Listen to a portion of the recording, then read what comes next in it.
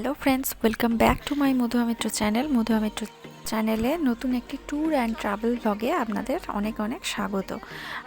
এটি হচ্ছে নবদ্বীপ মায়াপুর ট্যুরের দ্বিতীয় পর্ব।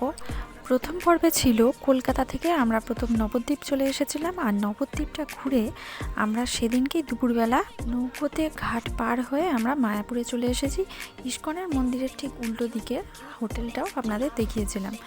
এখন আপনারা সন্ধ্যের টাইমটা এই ইস্কনের মন্দিরের ভিতরেই সময় কাটাতে পারেন, কারণ ভিতরে ফুলের বাগানটা অসাধারণ, যেটা সন্ধ্যেবেলা মানে রাত্রের অন্ধকারেও সুন্দর যেমন লাগছিল, সেটি পরের দিন সকালবেলাও অসাধারণ লাগবে।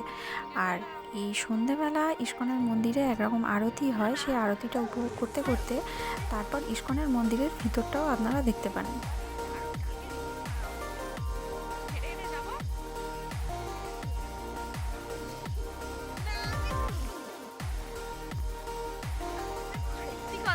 এইগুলো এত সুন্দর, ভিতরে ঢোকা যাবে তো? হ্যাঁ, শুধু সেলফি তুলছে। এখানটা বসে হ্যাঁ, হেভি লাগছে।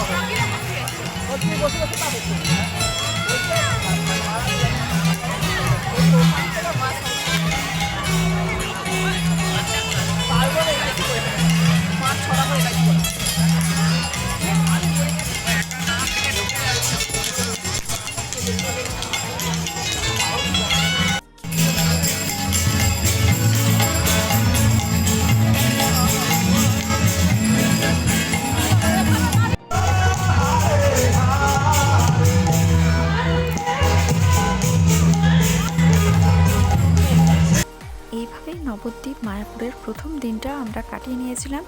পরের দিন সকালে ইস্কনের মন্দিরে সকাল ভোর 4টের সময় মঙ্গল আরতি হয়, আর 7টার সময় দর্শন আরতি হয়। এই আরতিগুলো আপনারা ইস্কনের মন্দিরের ভিতর দেখতে পারেন।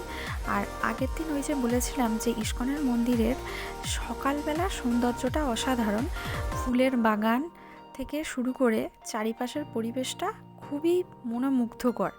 যখন সূর্য ওঠার সময়টা আরও ভালো লাগে। তো ভিতরের মন্দিরের সৌন্দর্য আপনারা তো দেখতেই পাচ্ছেন, বিশেষ করে বাগানের সৌন্দর্য। আর এরপর আপনারা ইস্কনের মন্দিরের বাইরের চত্বরটাও একটা টোটো বা অটো ভাড়া করে দেখে আসতে পারেন। এই 5-6টি জায়গা আপনারা অবশ্যই দেখে আসতে পারেন। তার মধ্যে একটি হলো শ্রী চৈতন্যদেবের জন্মস্থান, শ্রী চৈতন্য মঠ, ভক্ত চাঁদ কাজীর সমাধি, জগন্নাথ মন্দির, আর অবশ্যই রাজা বল্লাল সেনের ঢিপি।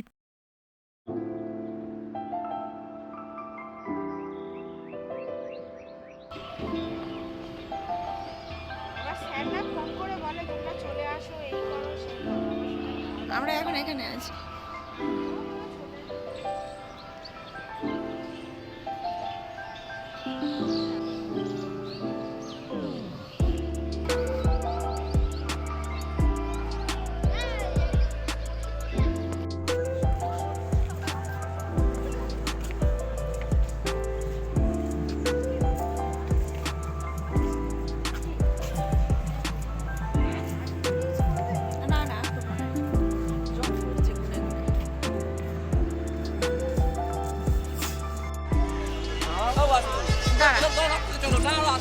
হরে কৃষ্ণ, ঘাটটায় নামা যায়। খেতে ফেলা দেবো।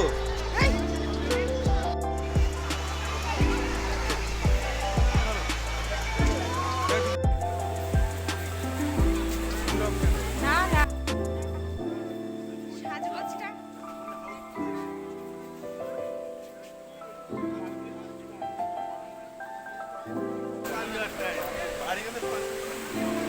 এই না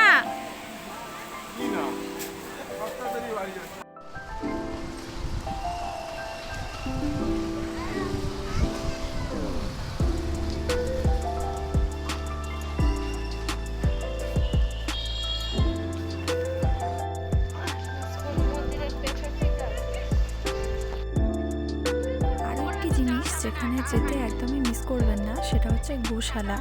গোশালার উপরে তো গরুই আছে, আর নিচে যেটা আছে সেটা হচ্ছে একদম মানে পিওর মানে পিওর, যেটা ঘি থেকে আরম্ভ করে ক্ষীর, ঘোল, দই, লস্যি, যেটা ঘোল বললাম, তো এগুলো খুবই ভালো খেতে।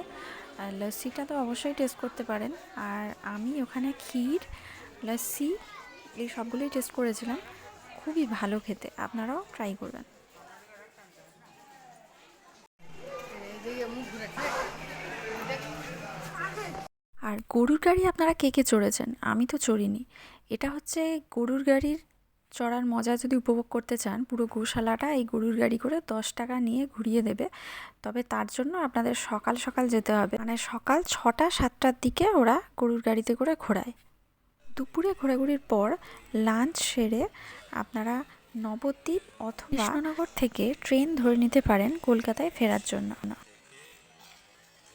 তো এই ছিল আমার 1 রাত 2 দিনের নবদ্বীপ মায়াপুর ট্যুর। তো ভিডিওটা ভালো লাগলে অবশ্যই লাইক, শেয়ার, কমেন্ট করবেন।